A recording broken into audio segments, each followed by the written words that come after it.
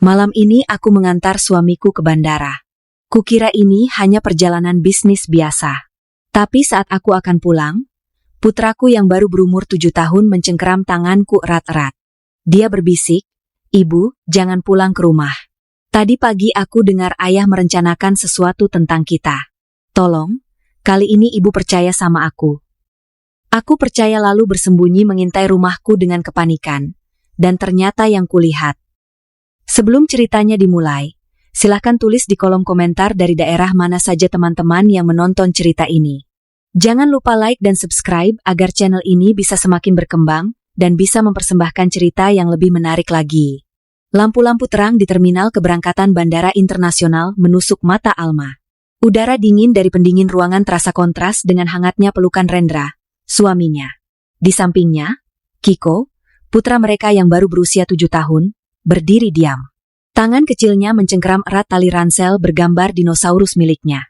Alma membalas pelukan Rendra, menghirup aroma parfum maskulin yang sudah sangat ia kenal. Seperti biasa, Rendra tampak sempurna. Kemeja birunya disetrika licin, rambutnya disisir rapi, dan senyumnya menenangkan. Siapapun yang melihatnya akan melihat citra seorang suami dan ayah yang sukses. "Perjalanan bisnis ini penting sekali, sayang," kata Rendra, suaranya dalam dan meyakinkan. Ia melepaskan pelukannya dari Alma dan berjongkok di depan Kiko. "Kiko, jaga ibu baik-baik ya, selagi ayah pergi. Hanya beberapa hari." Rendra mengusap kepala Kiko. Kiko tidak tersenyum, ia hanya mengangguk sekali. Matanya menatap lekat-lekat wajah ayahnya. Alma melihatnya sebagai sikap pendiam Kiko yang biasa. Anaknya itu memang bukan anak yang ekspresif. Lebih banyak mengamati daripada berbicara. Rendra sepertinya tidak terganggu. Ia tertawa kecil, mencium kening Kiko, lalu berdiri lagi. "Pesawatku akan segera dipanggil. Aku pergi dulu," ujar Rendra. Ia mencium kening Alma, menatapnya lembut. "Nanti aku telepon begitu mendarat. Kalian hati-hati di jalan pulang. Langsung istirahat, ya. Aku sayang kalian." Alma mengangguk. "Hati-hati, ayah. Kabari kami." Rendra tersenyum sekali lagi. Senyuman menawan yang selalu meluluhkan hati Alma. Ia lalu berbalik, menarik koper kabinnya, dan berjalan tegap menuju gerbang pemeriksaan. Alma dan Kiko berdiri di sana, di antara keramaian orang yang lalu lalang, menyaksikan punggung Rendra yang semakin menjauh hingga akhirnya menghilang di balik pintu kaca otomatis. Kepergian Rendra meninggalkan keheningan di antara Alma dan Kiko. Suara pengumuman penerbangan dan dru koper di lantai marmer kembali terdengar jelas. Alma menghela napas panjang. Selalu ada rasa sepi setiap kali Rendra pergi, meski ia tahu itu tuntutan pekerjaan. "Ayo, nak, kita pulang." Alma menggandeng tangan Kiko yang terasa dingin. Kiko menurut tanpa suara. Mereka berjalan menyusuri koridor panjang menuju tempat parkir. Langkah kaki mereka terdengar berirama. Alma mencoba memecah kesunyian, "Nanti di rumah Kiko mau ibu buatkan susu coklat hangat." Kiko hanya bergumam pelan, jawaban yang tidak jelas antara ya atau tidak. Alma mengira putranya hanya mengantuk. Mereka tiba di area parkir yang remang-remang. Udara terasa lebih pengap di sini. Hanya ada beberapa mobil yang terparkir di lantai itu. Alma menekan tombol pada kunci mobilnya. Lampu mobil berkedip dan mengeluarkan bunyi pelan. Ia berjalan ke sisi pengemudi, sementara Kiko berjalan ke pintu penumpang di belakang. Tepat ketika Alma hendak membuka pintunya, ia merasakan tarikan kuat di tangannya. Ia terkejut dan berbalik. Kiko berdiri kaku, mencengkeram pergelangan tangannya begitu erat, hingga kuku-kuku kecilnya terasa menekan kulit Alma. Wajah putranya pucat pasi di bawah cahaya lampu parkir yang temaram. Mata Kiko membelalak, dipenuhi ketakutan yang belum pernah Alma lihat sebelumnya. "Kiko, ada apa? Sayang, kamu melihat sesuatu?" Alma berjongkok, mencoba mensejajarkan matanya dengan mata Kiko. Jantungnya mulai berdebar. Kiko menggeleng cepat. Ia menelan ludah, bibirnya bergetar.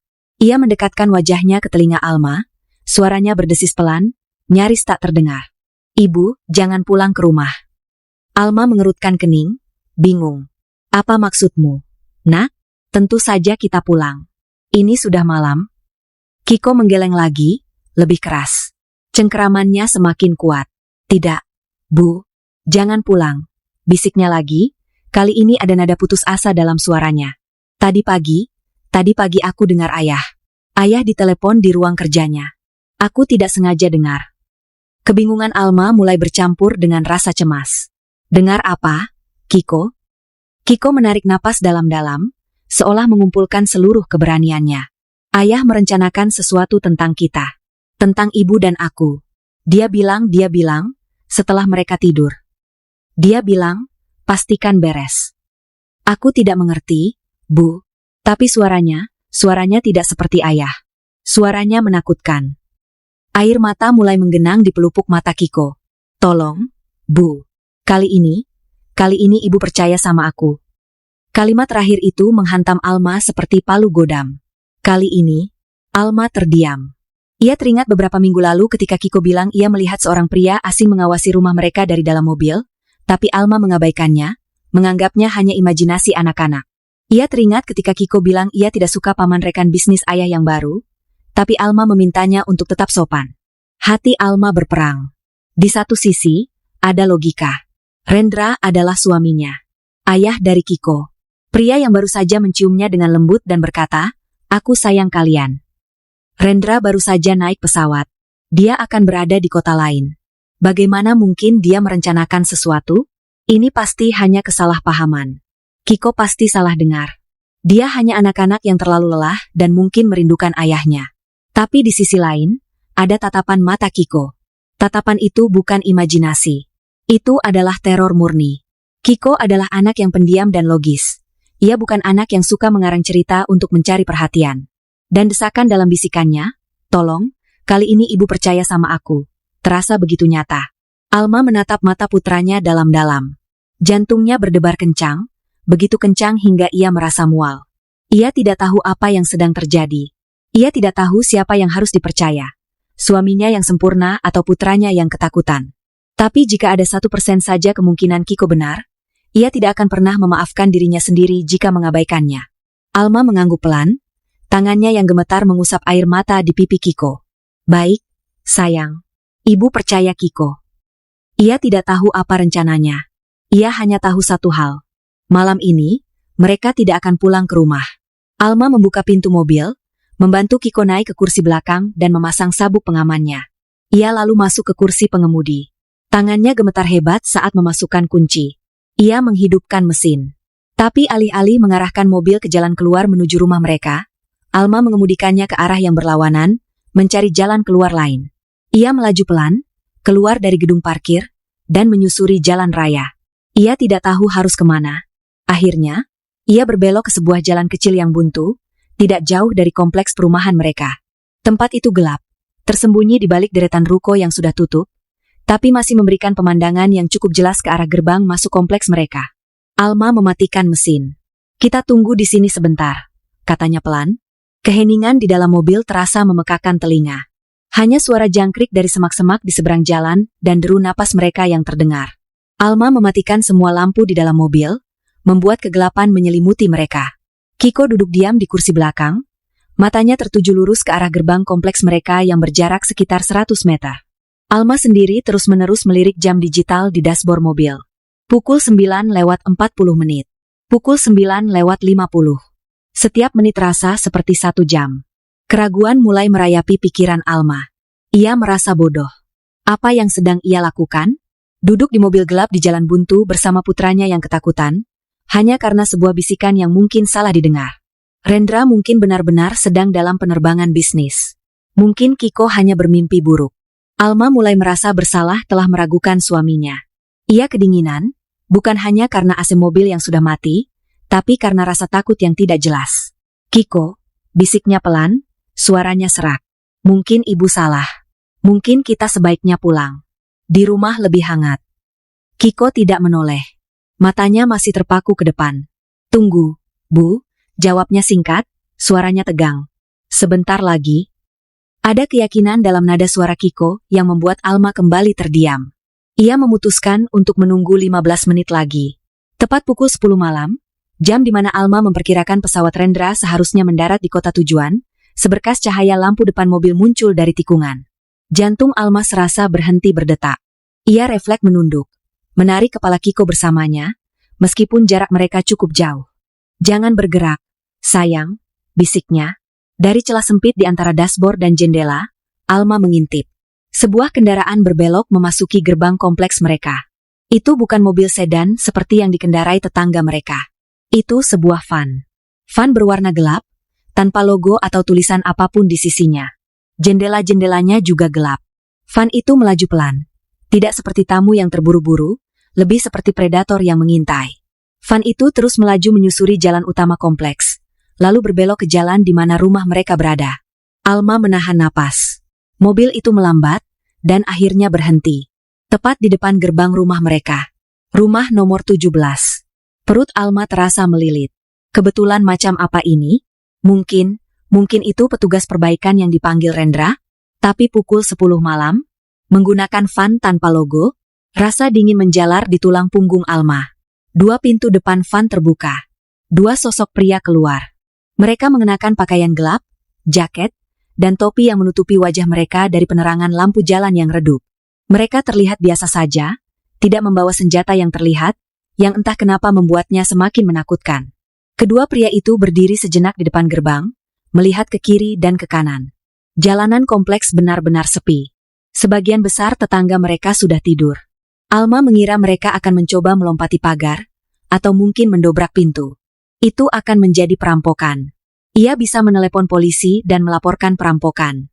Tapi apa yang terjadi selanjutnya membuat darah di tubuh Alma serasa membeku.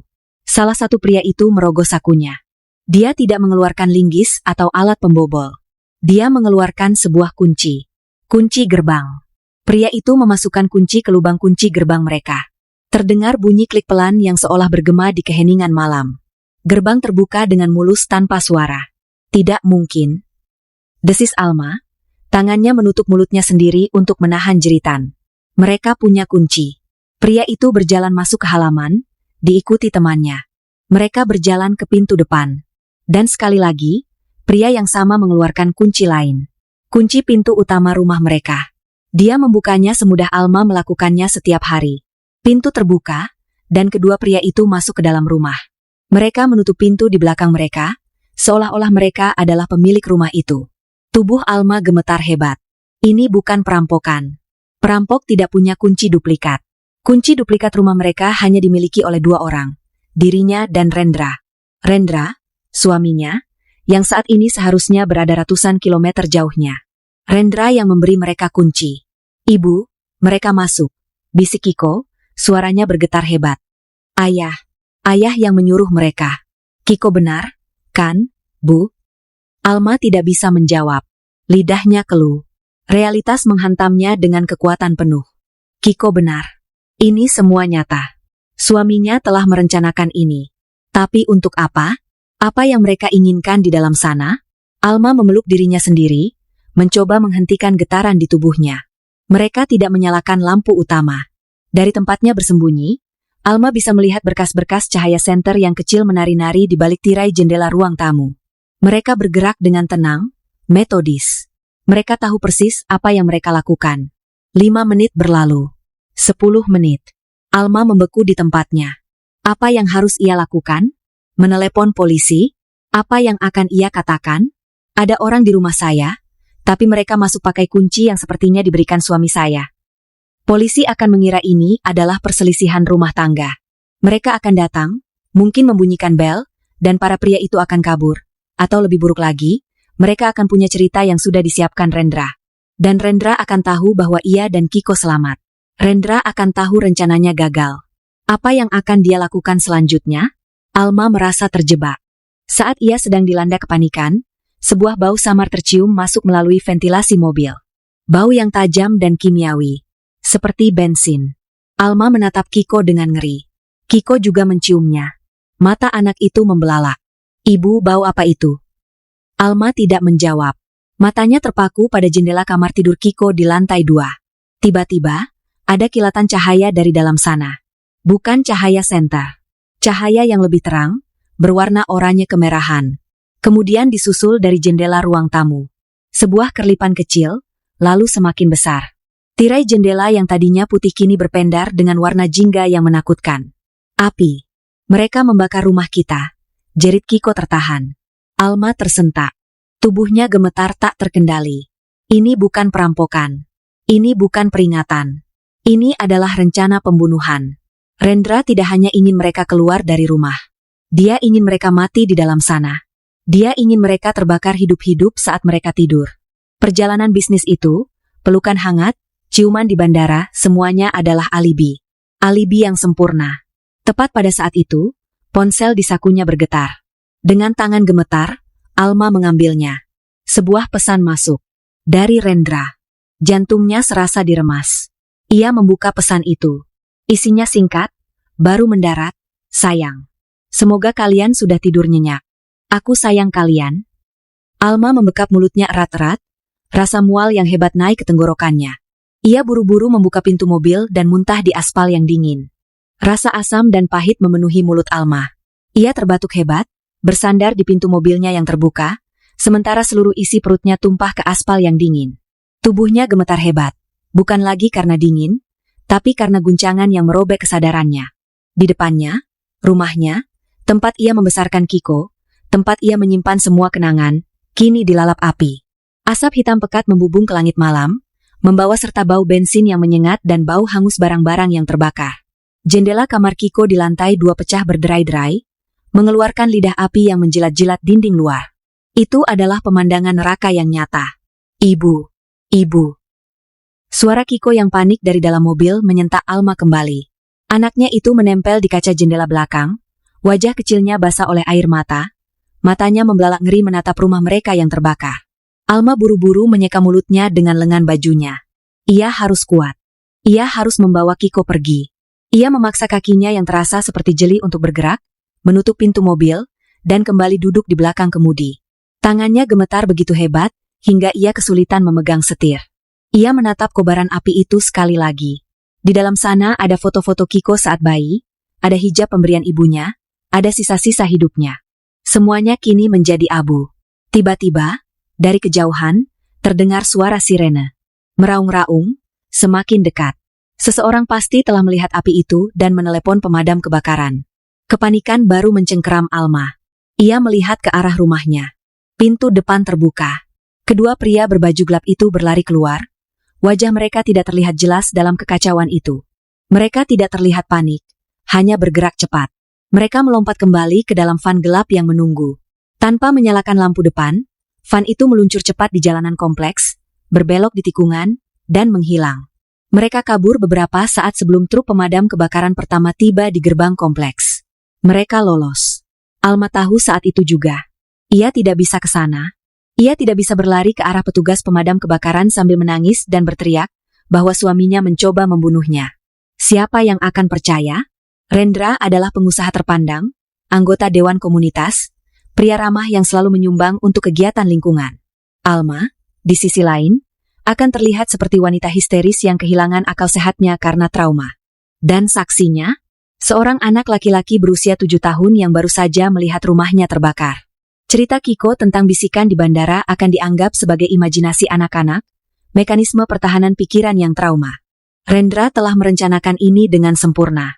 Alibinya kokoh. Catatan penerbangan akan membuktikan dia berada ratusan kilometer jauhnya. Pesan teks yang ia kirimkan akan menjadi bukti cintanya, pesan terakhir seorang suami yang tidak tahu apa-apa kepada keluarga yang akan segera ia hilangkan. Jika Alma dan Kiko muncul sekarang, Rendra akan terkejut. Tentu saja. Tapi dia akan memutarbalikkan cerita. Dia akan menuduh Alma. Mungkin Alma stres. Mungkin Alma sendiri yang membakar rumah itu dalam upaya bunuh diri yang gagal dan membawa Kiko bersamanya. Rendra, sang suami yang sabar dan berduka, akan menceritakan kepada polisi betapa labil istrinya akhir-akhir ini. Dan semua orang akan percaya padanya. Ponsel di tangannya bergetar lagi. Alma menunduk. Bukan pesan baru, hanya layar yang menyala, menampilkan pesan dari Rendra tadi. Semoga kalian sudah tidur nyenyak. Kalimat itu kini terasa seperti sabetan pisau es. Dia tidak hanya ingin mereka mati. Dia ingin mereka mati saat tidur, tanpa perlawanan, tanpa menyadari bahaya. Dia ingin mereka lenyap begitu saja. Aku sayang kalian. Kebohongan itu begitu dingin, begitu terencana. Pria yang ia cintai, pria yang ia nikahi selama 9 tahun, adalah monster berdarah dingin. Tidak ada keraguan lagi di benak Alma. Ini bukan kesalahpahaman. Ini adalah percobaan pembunuhan. Alma harus pergi. Sekarang juga. Ia memasukkan kunci, memutar mesin. Mobil menyala dengan deru pelan. Ia tidak bisa pergi ke rumah teman-temannya. Semua teman mereka adalah teman Rendra juga. Ia tidak bisa pergi ke keluarganya. Orang tuanya sudah lama meninggal dan kerabat jauhnya tidak akan bisa melindunginya. Rendra akan bertindak sebagai suami yang panik, mencari istri dan anaknya yang hilang setelah kebakaran. Dia akan menyebar foto mereka, meminta bantuan semua orang. Semua orang akan menjadi mata-matanya tanpa sadar. Alma dan Kiko akan menjadi buronan yang dicari oleh pria yang seharusnya melindungi mereka. Pikiran Alma berpacu liar. Ia membutuhkan seseorang yang tidak dikenal Rendra. Seseorang yang berada di luar lingkaran sosial mereka. Seseorang yang pintar, kuat, dan bisa dipercaya. Ingatannya melayang jauh ke masa lalu, ke hari pemakaman ayahnya. Ia ingat ayahnya pernah berkata di ruang kerjanya, menunjuk tumpukan dokumen legal. Alma, kata ayahnya waktu itu, hidup ini rumit. Jika suatu saat kamu berada dalam masalah besar, masalah yang tidak bisa kamu ceritakan kepada siapapun, bahkan mungkin kepada suamimu, kamu cari orang ini. Ayahnya menulis sebuah nama dan nomor telepon di secari kertas tebal. Namanya Ibu Siwi. Dia pengacara ibu. Dia bijaksana, dan dia tahu cara menyimpan rahasia. Alma menyimpan kartu nama itu di laci meja kerjanya. Laci yang sekarang mungkin sudah menjadi arang. Tapi Alma ingat nama itu. Ibu Siwi.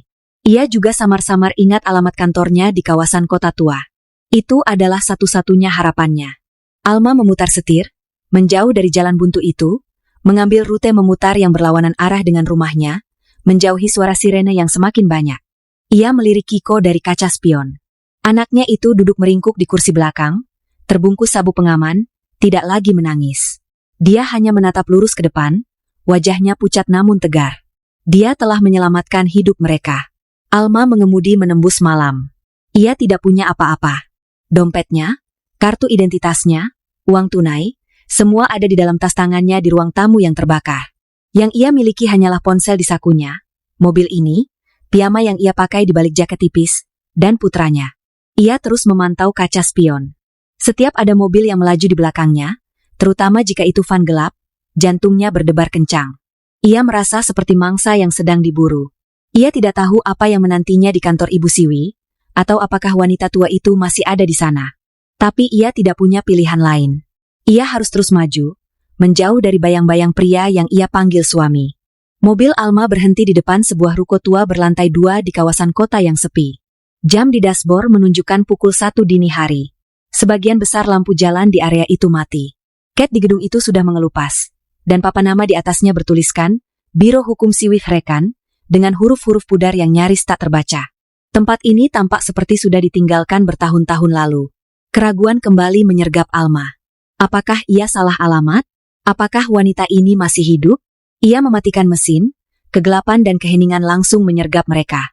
Kiko sudah tertidur di kursi belakang, napasnya teratur, kelelahan akhirnya mengalahkannya. Alma mengambil ponselnya. Baterainya tinggal 15%. Ia menemukan nomor telepon kantor Ibu Siwi dari pencarian internet cepat. Ia menelepon, tapi hanya nada sibuk yang terdengar. Tentu saja, kantor tutup jam segini. Alma putus asa. Ia bersandar di setir, air mata frustrasi mulai menggenang. Apa yang harus ia lakukan sekarang? Tidur di mobil? Tiba-tiba, ponselnya bergetar.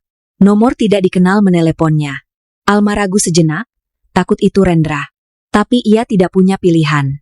Ia mengangkatnya. Halo? Suara seorang wanita, tua, serak, namun tegas, terdengar di seberang. Anda menelepon kantor saya 3 kali berturut-turut pada jam 1 pagi. Saya berasumsi ini bukan untuk konsultasi pajak. Ini Alma, putri almarhum Pak Handoyo. Jantung Alma melonjak. Iya, Ibu. Ini Alma. Saya di depan kantor Ibu. Saya butuh bantuan. Jangan bicara di telepon, potong Ibu Siwi. 50 meter di depan Anda, ada gang kecil di sebelah toko kelontong. Masuk ke gang itu. Ada pintu kayu berwarna hijau di sebelah kiri. Ketuk 3 kali. Cepat. Panggilan ditutup. Alma, tanpa ragu lagi, menyalakan mesin, melajukan mobil ke gang sempit itu. Benar saja, ada pintu hijau kusam. Ia memarkir mobil di tempat tersembunyi. Ia lalu membangunkan Kiko dengan lembut. Kiko, bangun, sayang. Kita sudah sampai. Kiko mengerjap, bingung. Alma menggendongnya keluar dari mobil. Ia membawa Kiko dalam pelukannya, berjalan ke pintu hijau itu, dan mengetuk 3 kali, pelan. Pintu terbuka nyaris tanpa suara. Seorang wanita tua berdiri di ambang pintu. Usianya mungkin akhir 60-an, rambutnya putih diikat cepol sederhana. Ia tidak memakai hijab, namun pakaiannya sangat sopan, kemeja lengan panjang dan rok panjang.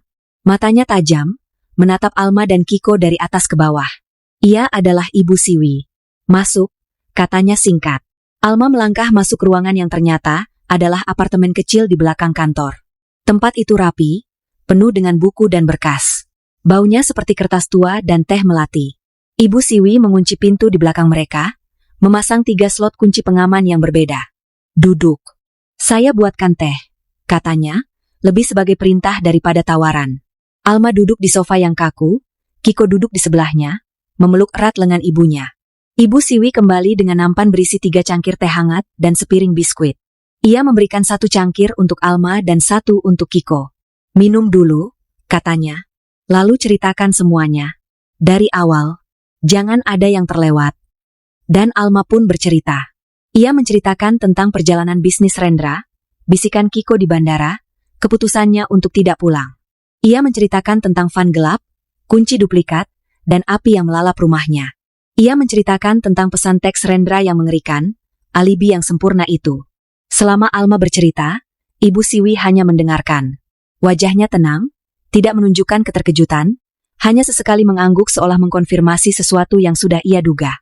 Kiko, yang kini lebih tenang, menambahkan detail penting. Ayah bilang di telepon, pastikan ambil dokumen di brankas baja setelah api menyala, kata Kiko dengan suara pelan namun jelas. Mata Ibu Siwi menajam mendengar itu. Brankas baja, gumamnya. Setelah Alma selesai, keheningan menyelimuti ruangan. Akhirnya, Ibu Siwi meletakkan cangkirnya. Saya takut hari ini akan tiba, Alma, katanya pelan. Sejak ayahmu meninggal, saya sudah mengawasi Rendra. Saya tidak percaya padanya. Dan kecurigaan saya benar.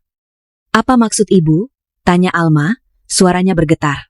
Rendra mengincar warisan ayahmu. Alma bingung. Warisan apa? Ayah hanya meninggalkan rumah itu, rumah yang sekarang terbakar, dan sisa dana pendidikan untuk Kiko. Kami bahkan masih mencicil mobil. Rendra selalu bilang bisnisnya sedang sulit. Ibu Siwi tersenyum tipis, senyum yang getir. Itu yang Rendra tahu. Itu yang ayahmu ingin semua orang tahu. Alma, ayahmu adalah orang yang sangat kaya. Tapi dia sangat membenci orang yang malas dan serakah. Dia melihat sifat itu dalam diri Rendra sejak awal.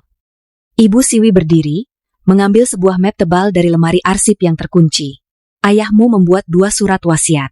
Yang pertama, yang diketahui Rendra, adalah umpan. Yang kedua, yang asli, disimpan di tempat aman. Ibu Siwi membuka map itu. Ayahmu meninggalkan seluruh aset utamanya, properti di beberapa kota, simpanan emas, koleksi barang antik, dan surat berharga, dalam sebuah perwalian yang sangat ketat. Perwalian itu, lanjut Ibu Siwi, baru bisa dicairkan, atau diakses, setelah salah satu dari 2 syarat terpenuhi. Pertama, kamu mencapai usia 40 tahun. Ayahmu ingin kamu dewasa dan bijak sebelum mengelola kekayaan itu. Alma, yang kini berusia 32 tahun, menahan napas. Dan syarat kedua, tanya Alma, sudah menduga jawaban yang mengerikan. Syarat kedua, kata Ibu Siwi, matanya menatap lurus ke mata Alma, adalah jika kamu, sebagai ahli waris utama, dan Kiko, sebagai ahli waris kedua, keduanya meninggal dunia. Alma menutup mulutnya. Rendra entah bagaimana mengetahui tentang wasiat kedua ini. Bisnisnya hancur, Alma. Dia terlilit hutang judi dan investasi bodong yang sangat besar. Dia dikejar rentenir. Dia putus asa. Logika yang dingin dan kejam itu kini terpampang jelas. Rendra tidak bisa menunggu 8 tahun lagi. Dia harus mendapatkan uang itu sekarang. Rencananya, jelas Ibu Siwi, seolah membedah kasus hukum, adalah membunuh kalian berdua dalam kecelakaan yang tragis. Kebakaran rumah. Dia mendapat alibi sempurna. Sebagai suami dan ayah yang berduka, satu-satunya ahli waris yang tersisa, dia akan menggunakan sertifikat kematian kalian untuk menggugat perwalian itu di pengadilan. Dengan kalian berdua tiada, dia akan mengklaim haknya atas semua aset itu. Alma terisak dalam diam. Seluruh hidupnya, cintanya, pernikahannya, ternyata dibangun di atas kebohongan yang dirancang untuk membunuhnya. Dia gagal, kata Alma pelan. Kami selamat. Benar, kata Ibu Siwi. Dia gagal karena Kiko. Tapi dia tidak tahu itu. Saat ini, dia mengira kalian sudah menjadi abu. Dia akan segera kembali, memainkan perannya sebagai duda yang patah hati. Dia akan mengurus pemakaman palsu. Dan dia akan mulai mengurus dokumen. Ibu Siwi menutup map itu. Dia ingin mengambil dokumen di brankas baja. Dia pasti mengira surat wasiat kedua atau dokumen aset ada di sana. Tapi dia salah. Ibu Siwi menatap Alma dengan tatapan tajam. Rendra tidak tahu satu hal penting. Alma, ayahmu tidak bodoh. Warisan itu tidak hanya dilindungi oleh surat wasiat. Ada kunci lain. Sebuah rahasia yang Rendra tidak tahu keberadaannya. Dan sekarang, itu adalah satu-satunya senjata kita. Apartemen kecil Ibu Siwi terasa seperti sebuah kepompong yang aman di tengah badai. Dunia di luar sana, dunia yang tadinya Alma kenal, telah hancur luluh, digantikan oleh realitas yang kejam dan menakutkan. Ia duduk di sofa kaku itu, memegang cangkir teh yang sudah dingin, sementara Kiko tertidur di pangkuannya. Kelelahan yang luar biasa, baik fisik maupun mental, membuat tubuh Alma terasa berat seperti timah. Setiap tarikan napas terasa sakit, seolah ia baru saja berlari maraton. Suaminya, pria yang tidur di sebelahnya selama 9 tahun. Ayah dari anak yang sedang tidur di dekapannya. Rendranya, telah mencoba membunuh mereka. Membakar mereka hidup-hidup. Dia bukan hanya serakah. Alma, suara Ibu Siwi yang tenang namun tegas memecah keheningan yang menyiksa. Alma mendongak. Wanita tua itu sedang mempelajari sebuah buku besar di meja kerjanya, di bawah temaram lampu meja. Dia putus asa. Dan orang yang putus asa jauh lebih berbahaya daripada orang yang sekadar serakah. Ibu Siwi membalik halaman, menunjukkan sebuah daftar. Saya menggunakan koneksi saya tadi. Hutang judi Rendra di kasino ilegal luar negeri sangat besar. Investasi bodongnya menelan dana klien-kliennya. Dia tidak hanya akan bangkrut, Alma. Dia akan dipenjara karena penggelapan. Dia dikejar oleh rentenir yang tidak segan-segan bertindak kejam. Alma menelan ludah. Jadi, ini semua bukan hanya tentang warisan ayah. Oh, warisan itu adalah jalan keluarnya, kata Ibu Siwi. Itu adalah satu-satunya cara dia bisa membayar semua hutangnya dalam satu kali pukul dan kabur memulai hidup baru. Dia tidak punya pilihan lain. Dalam pikirannya yang sudah bengkok, kematianmu dan Kiko adalah satu-satunya solusi. Dia sudah terpojok. Alma memejamkan mata, bayangan api kembali menari-nari di balik kelopak matanya. Tapi bagaimana kita bisa membuktikannya? Bu, dia punya alibi. Dia di kota lain. Siapa yang akan percaya pada kita? Mereka akan mengira saya gila karena trauma. Kita tidak akan membuktikannya dengan kata-kata, jawab Ibu Siwi. Kita akan membuktikannya dengan apa yang Rendra tinggalkan. Ibu Siwi menutup bukunya dan menatap Alma lekat-lekat. Kiko. Tadi dia bilang Rendra ingin orang-orangnya mengambil sesuatu dari brankas baja. Alma mengangguk. Benar. Rendra bilang, pastikan ambil dokumen di brankas baja setelah api menyala. Alma tiba-tiba teringat sesuatu. Brankas itu, ayah yang memasangnya. Tahan api dan tahan ledakan. Apapun yang ada di dalamnya, pasti masih utuh. Tepat, kata Ibu Siwi. Rendra pasti mengira isinya adalah sertifikat aset atau surat wasiat kedua. Dia ingin mengambilnya untuk mempercepat klaimnya di pengadilan. Alma menggeleng. Ayah tidak mungkin sebodoh itu. Dia tidak akan menyimpan dokumen sepenting itu di brankas rumah. Rendra bahkan tahu kombinasi brankas itu. Ayah pernah memberitahunya saat ayah masih percaya padanya. Ibu Siwi terdiam sejenak, memproses informasi baru itu. Rendra tahu kombinasinya, gumamnya. Lalu kenapa dia menyuruh orang mengambilnya? Kenapa tidak dia ambil sendiri sebelum pergi? Mungkin untuk membuatnya terlihat seperti perampokan, duga Alma. Atau, mungkin dia tidak ingin sidik jarinya ada di sana. Ibu. Suara pelan Kiko membuat kedua wanita itu menoleh. Anak itu ternyata tidak tidur. Ia hanya memejamkan mata, mendengarkan. Ia kini duduk tegak, matanya yang biasanya pendiam kini terlihat fokus dan tajam. Aku tahu apa yang ayah cari. Alma dan Ibu Siwi saling berpandangan. Alma mengusap pipi putranya. Apa itu, sayang? Itu bukan dokumen ayah, kata Kiko. Bukan dokumen kakek. Itu dokumen ayah sendiri. Kiko menarik napas. Beberapa minggu lalu, aku bangun tengah malam mau minum. Aku dengar ayah berteriak di ruang kerja. Dia marah sekali di telepon. Dia bilang, "Jangan ancam aku. Semua catatanku ada di sini. Kalau aku jatuh, kalian semua ikut jatuh." Alma menahan napas. Ia ingat malam itu. Ia mengira Rendra hanya stres karena pekerjaan.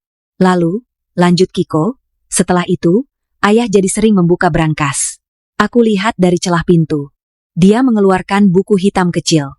Buku harian. Dia menulis di dalamnya. Dia kelihatan takut. Setelah selesai, dia selalu menguncinya lagi di brankas. Buku harian? Rendra, yang sangat mengandalkan tablet dan ponselnya, menyimpan buku harian fisik? Kiko, kamu yakin? Tanya Alma. Kiko mengangguk mantap. Aku yakin sekali, Bu. Dan tadi pagi, waktu ayah teleponan yang aku dengar di bandara itu, ayah bilang sama orang di telepon, rencananya jalan terus. Bakar semuanya.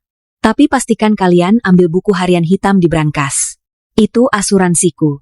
Aku butuh buku itu. Hancurkan sisanya, tapi buku itu harus selamat. Keheningan total menyelimuti ruangan. Alma dan Ibu Siwi saling menatap. Pemahaman yang mengerikan kini terlihat jelas di mata mereka. Ibu Siwi adalah yang pertama berbicara, suaranya nyaris berbisik. Ya Tuhan, anak ini.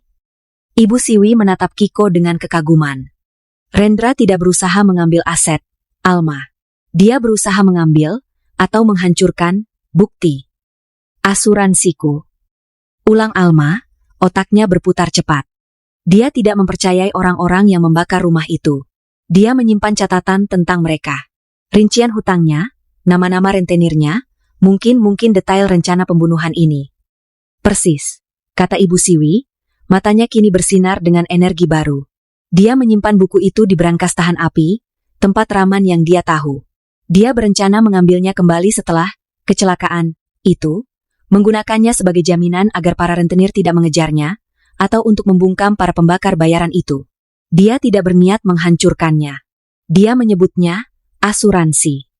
Tapi api, kata Alma. Orang-orang itu menyalakan api. Mereka tidak mengambil bukunya.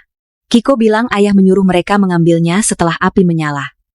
Mereka tidak sempat, kata Ibu Siwi. Sirene pemadam kebakaran datang terlalu cepat. Mereka panik dan kabur. Keduanya terdiam, mencerna implikasi dari hal itu. Brankas itu tahan api. Rumahnya hancur. Tapi brankas itu masih ada di sana, di tengah puing-puing. Dan di dalamnya, tergeletak buku harian hitam kecil. Buku yang berisi semua rahasia kotor Rendra. Buku yang seharusnya menjadi asuransinya, kini telah berubah menjadi bom waktu yang siap meledak di wajahnya. Buku itu adalah satu-satunya bukti fisik yang bisa menghubungkan Rendra, yang beralibi sempurna, dengan kejahatan yang mengerikan ini. Kita harus mengambil buku itu, kata Alma, suaranya kini mantap, rasa takutnya digantikan oleh tekad yang dingin. Kita harus mengambilnya sebelum Rendra menyadari rencananya gagal dan mengirim orang lain untuk mengambilnya. Ibu Siwi mengangguk pelan, senyum tipis tersungging di bibirnya. Rendra tidak akan mengirim orang lain, Alma. Dia akan segera kembali. Dia akan memainkan perannya. Dan dia akan mencoba mengambilnya sendiri. Kita harus tiba di sana lebih dulu. Rendra melangkah keluar dari pintu kedatangan bandara.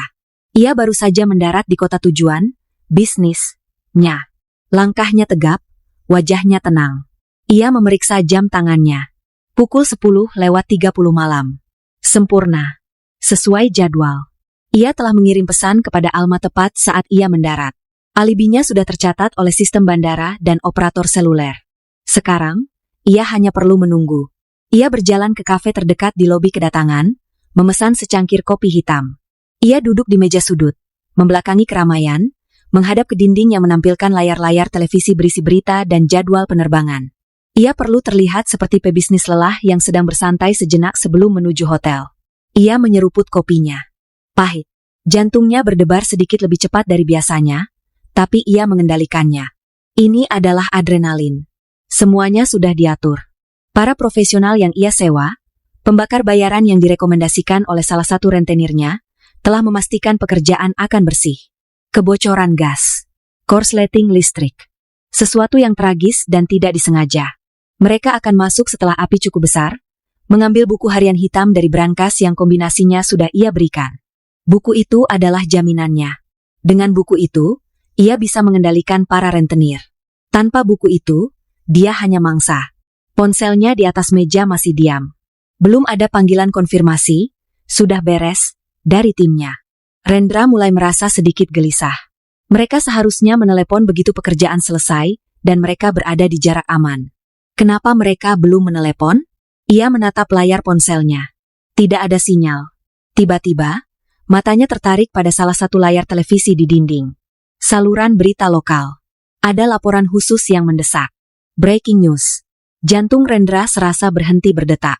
Kamera menyorot kobaran api yang dahsyat. Asap hitam membubung tinggi. Dan di bagian bawah layar tertulis, kebakaran hebat melanda kompleks perumahan elit Green Valley. Green Valley. Itu kompleks perumahannya. Kamera bergoyang, lalu menyorot gerbang utama. Nomor 17. Rumahnya. Api melalap rumahnya. Tidak. Desisnya. Kopi di tangannya tumpah, cangkirnya jatuh ke lantai dengan bunyi pecah yang nyaring. Beberapa orang menoleh. Rendra tidak peduli. Matanya terpaku pada layar. Belum diketahui nasib penghuni rumah, kata reporter itu dengan nada prihatin. Rendra gemetar. Ia meraih ponselnya, menjatuhkannya. Ia mengambilnya lagi dengan tangan gemetar. Ia harus berakting. Sekarang. Tidak, teriaknya. Ia melompat dari kursinya. Istriku. Anakku. Itu rumahku. Orang-orang di sekitarnya terkejut. Petugas keamanan bandara berlari menghampirinya. Pak, tenang. Pak, ada apa? Rumah saya terbakar. Rendra menangis histeris, menunjuk-nunjuk ke layar televisi. Istri dan anak saya ada di dalam. Saya harus pulang. Saya harus pulang sekarang. Itu adalah pertunjukan terbaik dalam hidupnya. Dia adalah suami yang hancur, pebisnis yang sedang dalam perjalanan dinas, yang baru saja menyaksikan tragedi menimpa keluarganya dari jauh. Alibinya semakin kokoh. Petugas keamanan membantunya, mencoba menenangkannya. Rendra, di tengah-tengah, isak tangisnya, menelepon polisi di kota asalnya. Tolong. Rumah saya, nomor 17, Green Valley. Istri saya Alma, putra saya Kiko. Tolong selamatkan mereka. Dia kemudian memesan penerbangan pertama kembali ke rumah. Semuanya tercatat. Sementara itu, fajar baru menyingsing di atas puing-puing rumah Alma. Garis polisi kuning melintang di depan gerbang yang hangus. Bau asap dan bahan kimia masih sangat menyengat.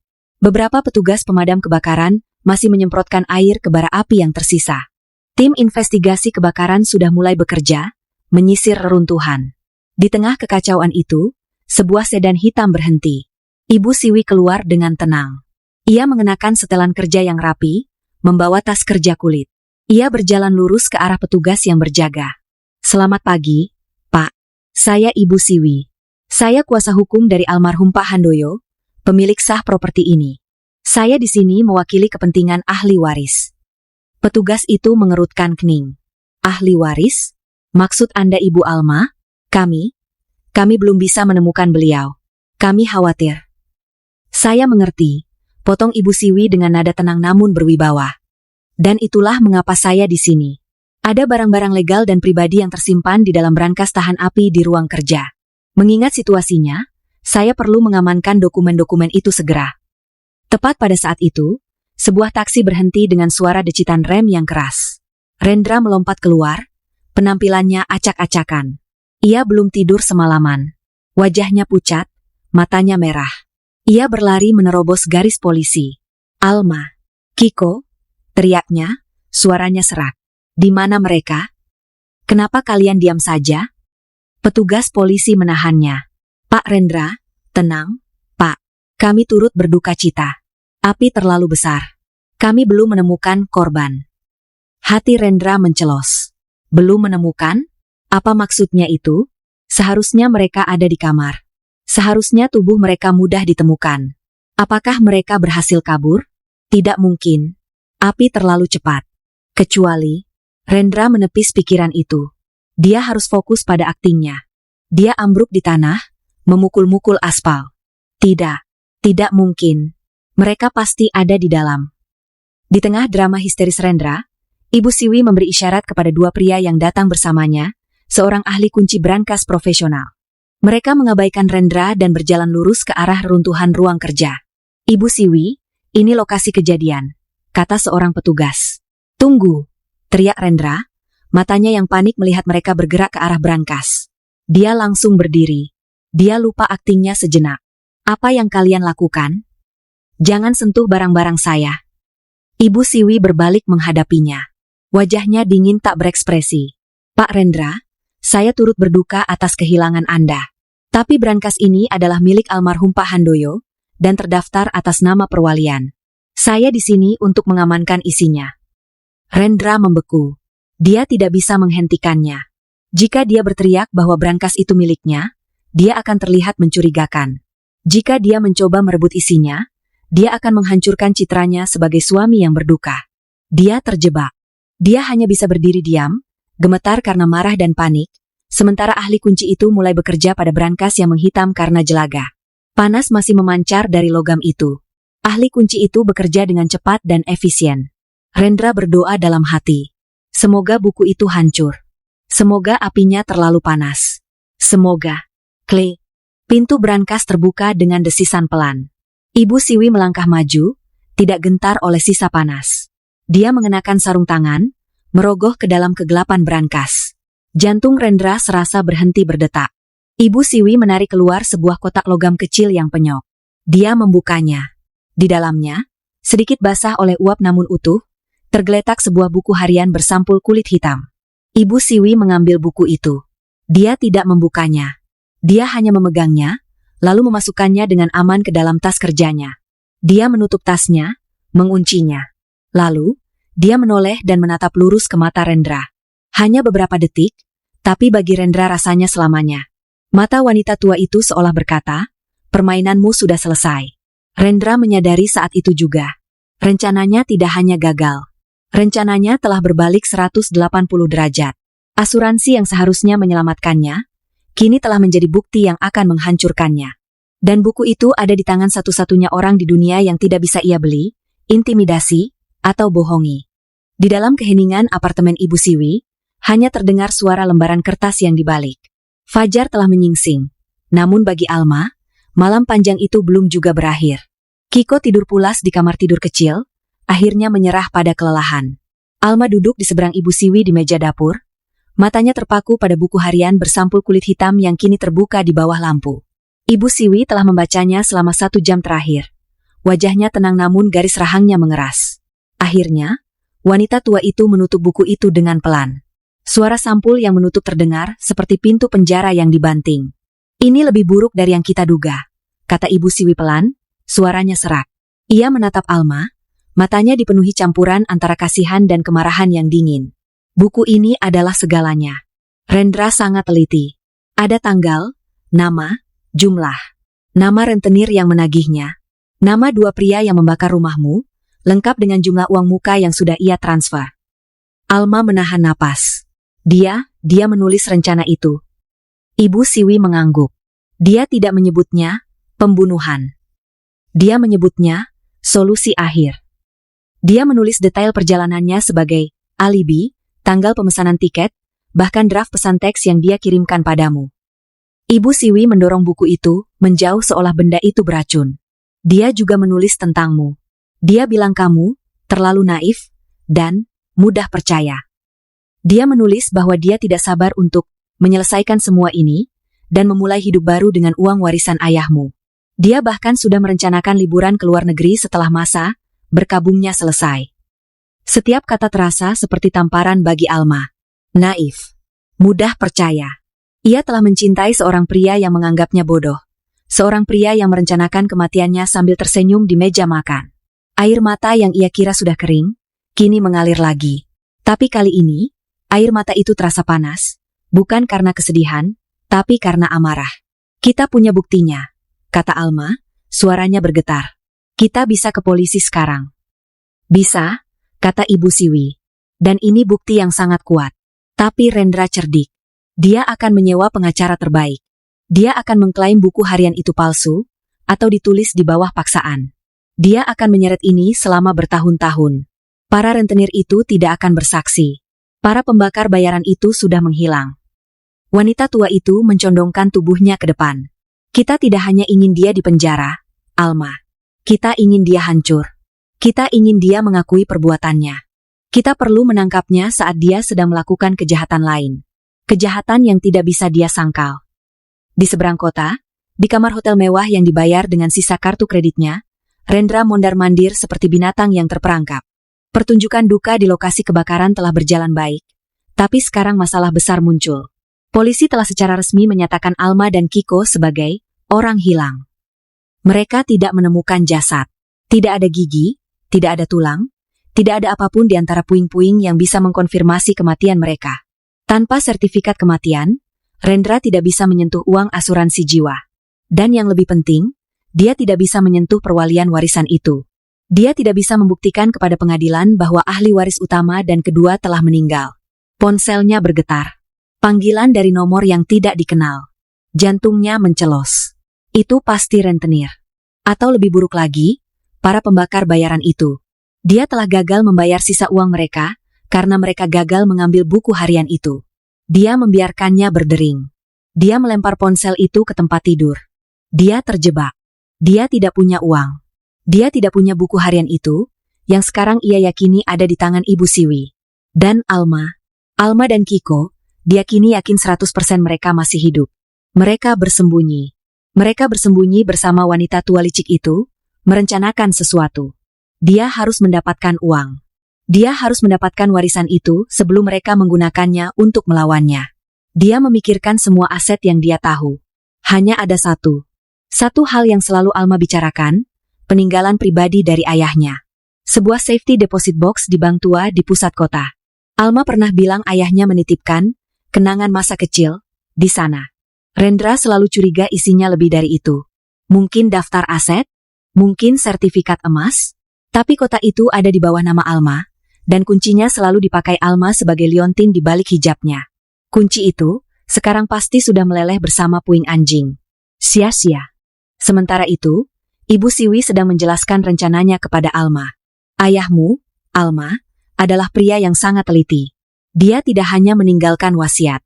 Dia meninggalkan jejak, kata Ibu Siwi. Warisan utama itu tidak di satu tempat. Asetnya tersebar di belasan safety deposit box di bank yang berbeda, di bawah nama alias yang berbeda. Untuk membukanya, kita perlu dua hal. Surat wasiat kedua yang asli, yang ada padaku, dan daftar lokasi semua kota itu. Di mana daftarnya? Tanya Alma. Di dalam safety deposit box yang Rendra tahu, kata Ibu Siwi. Kotak di Bank Mandiri Kota Tua. Kotak atas nama lahirmu. Ayahmu tahu kamu akan mengingat cerita masa kecilmu tentang bank itu. Tapi dia juga tahu Rendra mendengarkan ceritamu. Ibu Siwi tersenyum tipis. Ayahmu memasang perangkap. Kotak itu hanya bisa dibuka dengan dua kunci yang identik secara fisik. Satu kunci dia berikan padamu, yang kamu jadikan liontin.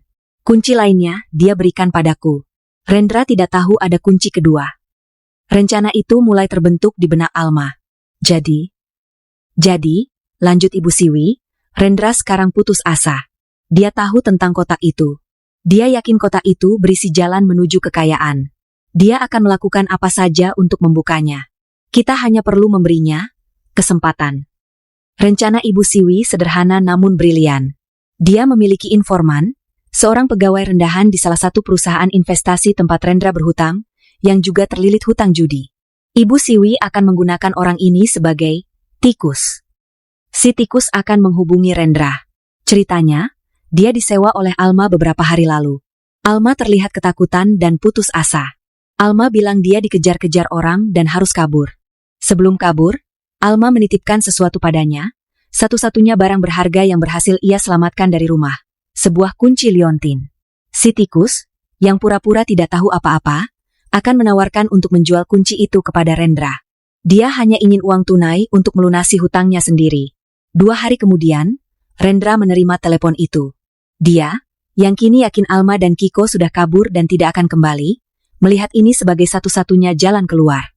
Dia bertemu dengan si tikus di tempat parkir mal yang ramai. Dia menyerahkan sisa uang tunai yang dia miliki untuk sebuah kunci kecil yang kusam. Kunci yang identik dengan liontin Alma. Rendra menggenggam kunci itu erat-erat. Dia menang. Alma bodoh karena mempercayai orang asing. Sekarang, dia hanya butuh satu hal lagi. Dengan Alma hilang, dan mungkin dianggap bunuh diri, karena stres, Rendra menghabiskan malam itu membuat dokumen palsu. Surat kematian palsu yang ia pesan dari koneksi gelapnya, dan surat kuasa palsu yang seolah-olah ditandatangani Alma sebelum dia menghilang, memberinya wewenang penuh atas kotak itu. Dia sudah siap. Besok, dia akan mengambil hartanya. Dia mengambil umpannya, kata Ibu Siwi kepada Alma malam itu. Besok pagi jam 10, dia punya janji dengan manajer Bank Mandiri di Kota Tua. Dia akan datang membawa kunci dan dokumen palsu. Manajer bank akan menangkapnya? Tanya Alma. Manajer bank itu, Pak Darmawan, adalah sahabat ayahmu, kata Ibu Siwi. Dia tahu segalanya. Polisi juga akan ada di sana. Tapi mereka tidak akan menangkap Rendra di lobi. Ibu Siwi menatap Alma. Rendra harus tertangkap basah saat dia mencoba membuka kotak itu. Pak Darmawan akan membawanya ke ruang brankas. Dan di sanalah, kata Ibu Siwi, permainannya akan berakhir. Udara di dalam ruang brankas Bank Mandiri terasa dingin dan berbau logam tua. Sunyi.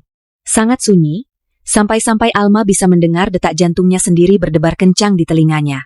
Ia duduk di kursi kayu yang keras di dalam sebuah bilik pribadi kecil, tempat nasabah biasanya memeriksa isi kotak simpanan mereka. Di sebelahnya, Kiko duduk tegak, tangannya yang kecil menggenggam erat tangan Alma. Anak itu tidak terlihat takut, hanya sangat fokus. Di sudut ruangan, berdiri Ibu Siwi, tenang seperti patung, dan dua petugas polisi berpakaian preman, nyaris tidak bergerak. Mereka semua tiba 1 jam yang lalu, masuk melalui pintu belakang khusus karyawan, langsung diantar oleh manajer bank, Pak Darmawan. Pukul 10 pagi tepat. Alma mendengar langkah kaki di koridor luar yang berlantai marmer. Langkah kaki yang ia kenal. Jantungnya serasa mencelos ke perut. Rendra. Dia ada di sini. Ini sungguh tragedi yang mengerikan, Pak Rendra. Alma mendengar suara Pak Darmawan yang penuh simpati palsu dari luar bilik. Saya tidak bisa membayangkan apa yang Anda alami. Suara Rendra terdengar serak, dipenuhi duka yang dibuat-buat. Terima kasih, Pak Darmawan. Saya hanya ingin menyelesaikan urusan peninggalan istri saya secepat mungkin. Ini terlalu menyakitkan. Alma memejamkan mata. Betapa mudahnya kebohongan itu keluar dari mulut Rendra. Tentu, kata Pak Darmawan. Anda sudah membawa dokumen yang diperlukan?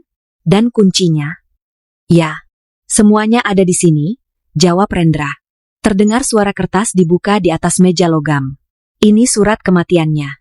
Dan ini surat kuasa yang dia tanda tangani beberapa minggu sebelum kejadian. Dia bilang dia merasa stres dan ingin saya mengurus keuangannya jika terjadi apa-apa. Alma nyaris tersedak. Kebohongan itu berlapis-lapis. Dia tidak pernah menandatangani surat apapun. Baik, semuanya terlihat beres, kata Pak Darmawan. Mari, saya antar Anda ke kotaknya. Langkah kaki itu mendekat, melewati bilik tempat Alma bersembunyi.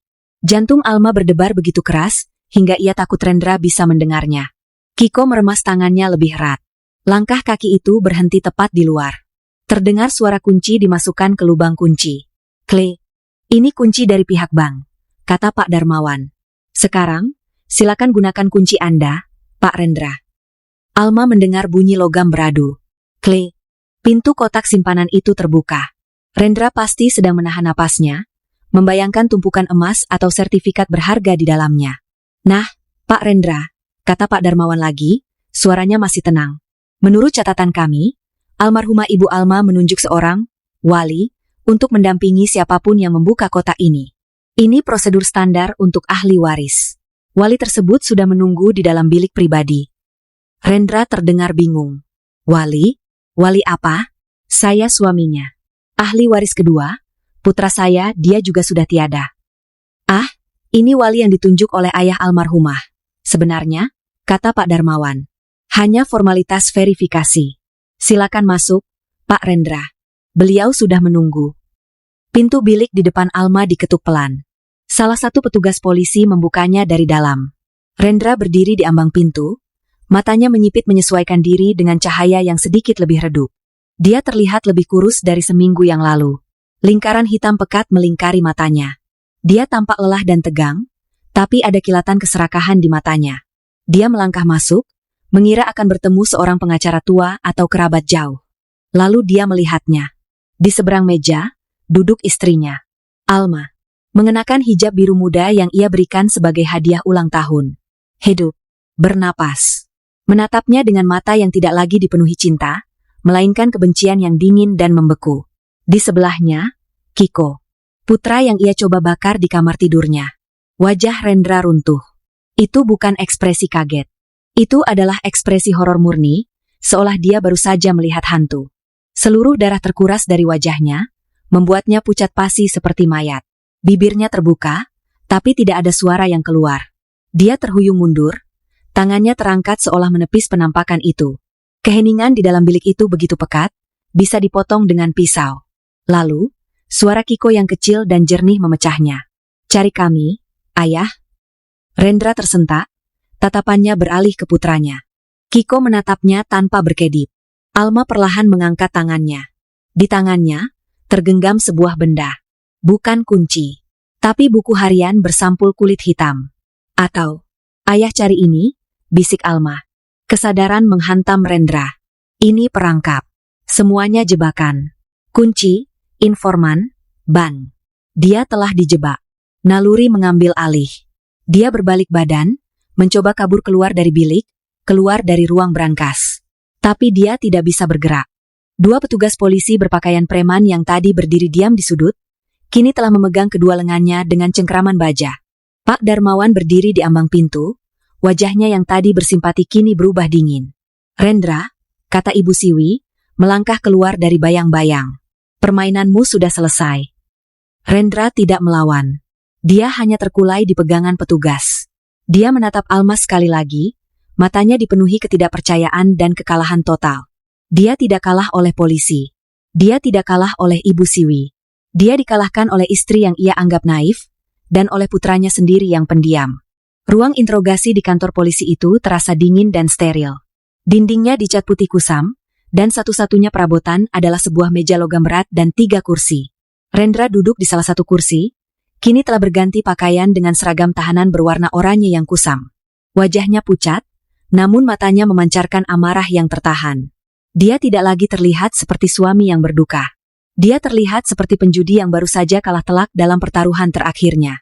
Keheningan selama hampir 1 jam di sel isolasi telah memberinya waktu untuk membangun kembali pertahanannya. Akting duka sudah tidak berguna. Sekarang, dia akan memakai topeng sebagai korban. Pintu terbuka. Rendra mendongak. Bukan hanya 1 atau 2 detektif. Yang masuk adalah Ibu Siwi, didampingi oleh Pak Darmawan dari BAN, dan seorang detektif senior berwajah keras bernama Binsar. Rendra langsung menyala. "Ini jebakan. Kalian semua menjebak saya," teriaknya, menunjuk Ibu Siwi. "Wanita tua ini. Dia mengincar warisan ayah mertua saya sejak lama.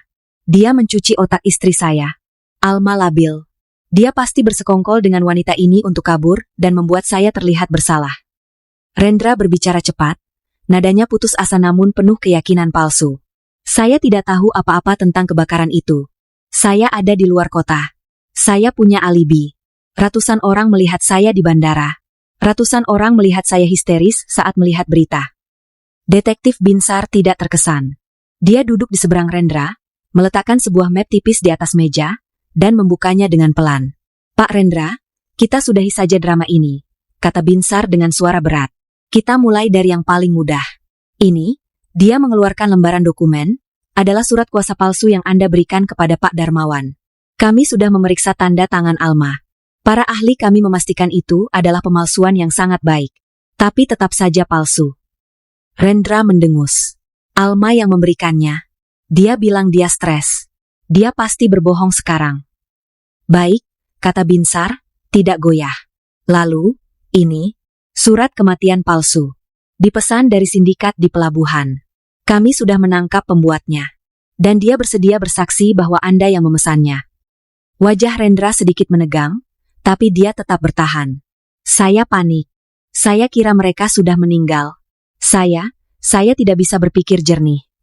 "Anda juga panik," lanjut Binsar, "saat Anda bertemu dengan seorang informan bernama Dodi di parkiran mal 2 hari lalu, Anda membelikannya sebuah kunci. Kunci yang katanya titipan dari Alma." Rendra terdiam. Dia tidak tahu mereka sudah melacak informan itu. "Alma yang menyuruhnya," teriak Rendra, suaranya naik 1 oktav. "Dia minta uang untuk kabur. Dia menjual kuncinya pada saya. Dia yang menjebak saya." Rendra mulai terlihat seperti tikus yang terpojok, mencicit ke segala arah. Kalian tidak punya apa-apa. Hanya kata-kata istri saya yang labil melawan kata-kata saya. Saya punya alibi. Ibu Siwi, yang sedari tadi diam, akhirnya angkat bicara. Suaranya tenang, membelah udara tegang di ruangan itu. Alibi memang hal yang luar biasa, Rendra. Tapi alibi hanya berguna jika tidak ada yang tahu apa yang kamu lakukan sebelum kamu pergi ke bandara. Rendra menatapnya dengan kebencian. Diam kamu, wanita tua. Ibu Siwi mengabaikannya. Dia meletakkan sesuatu di atas meja. Sesuatu yang membuat Rendra terdiam seketika. Buku harian bersampul kulit hitam.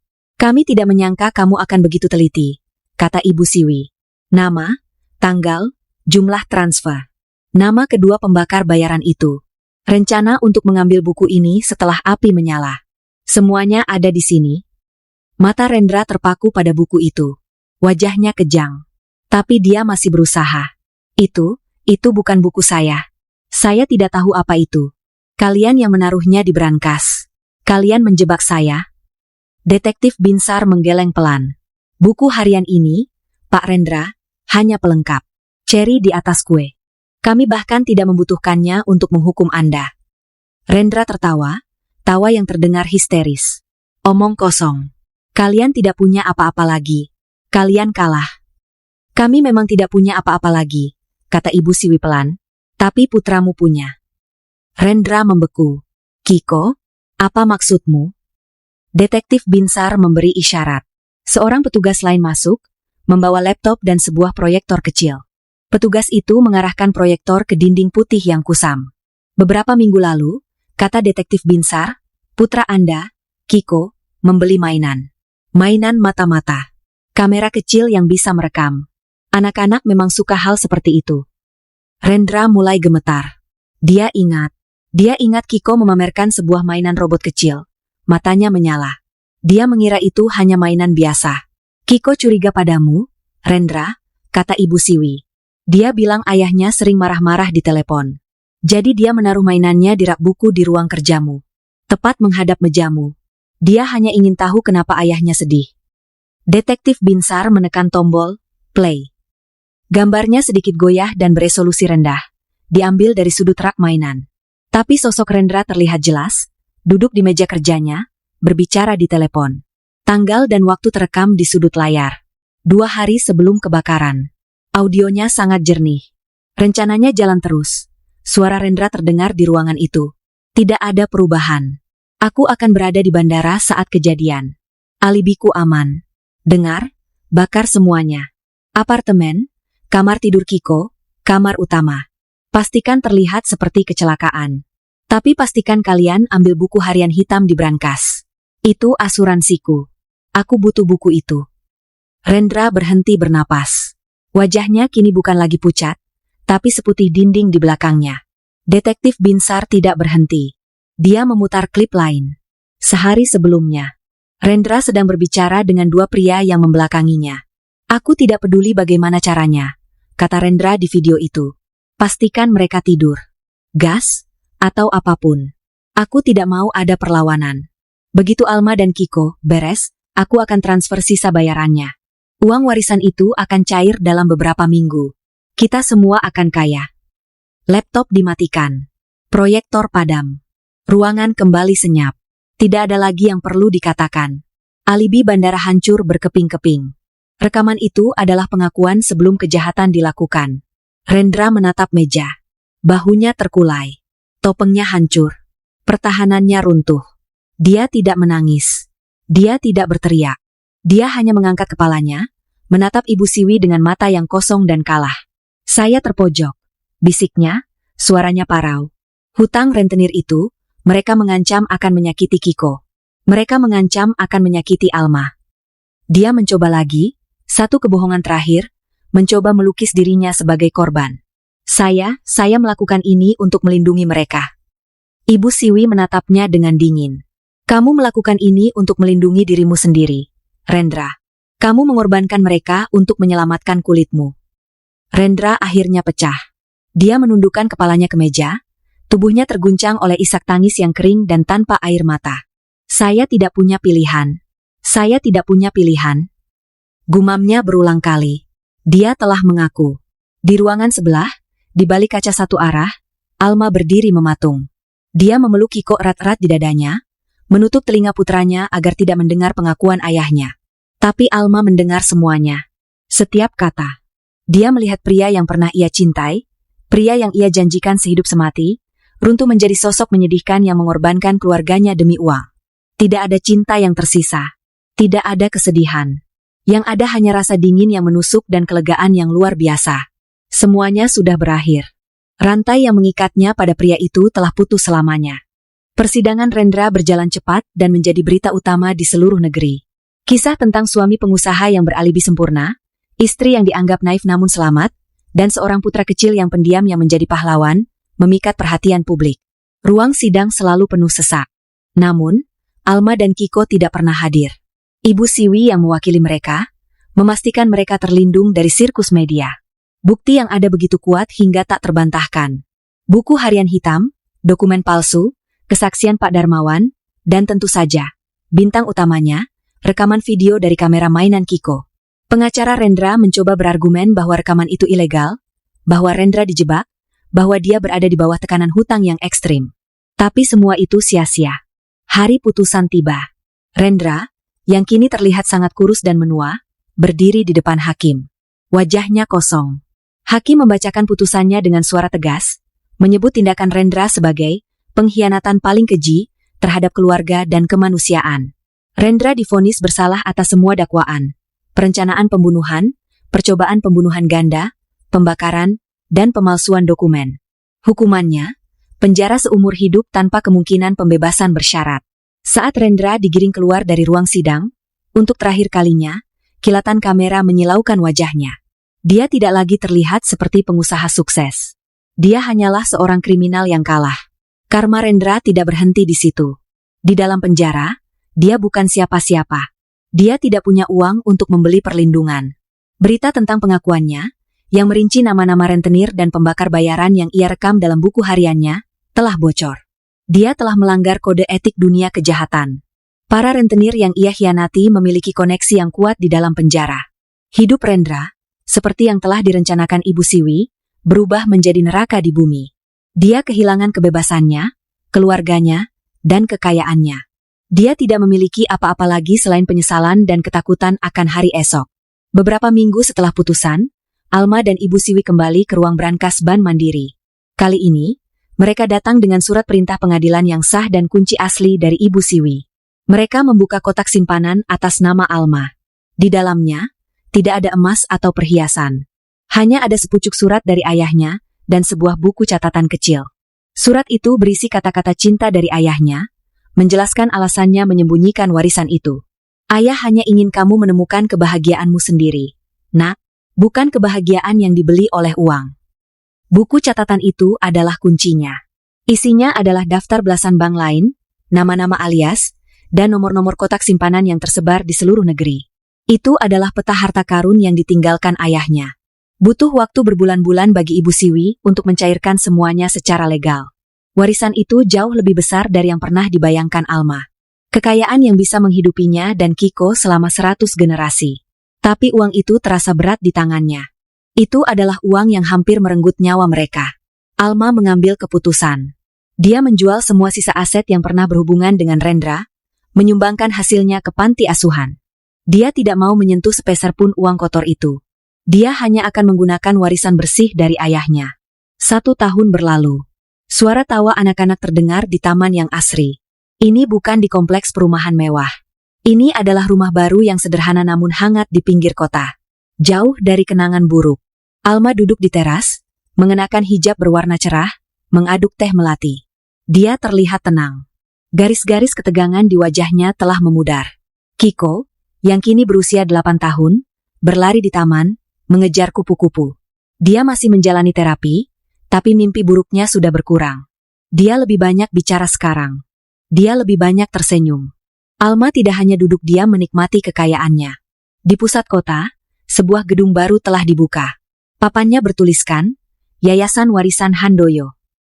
Dengan bimbingan Ibu Siwi, Alma menggunakan uang ayahnya untuk mendirikan sebuah yayasan. Yayasan itu memiliki 2 fokus utama. Pertama, Memberikan beasiswa penuh untuk anak-anak cerdas dan jeli dari keluarga kurang mampu, anak-anak seperti Kiko. Kedua, menyediakan bantuan hukum gratis dan rumah aman bagi perempuan dan anak-anak yang terjebak dalam hubungan yang penuh kekerasan atau manipulatif. Alma mengubah warisan yang hampir menghancurkannya menjadi alat untuk menyelamatkan orang lain. Itu adalah karma baiknya. Kiko berlari menghampiri Alma, tangannya yang mungil menggenggam setangkai bunga aster putih.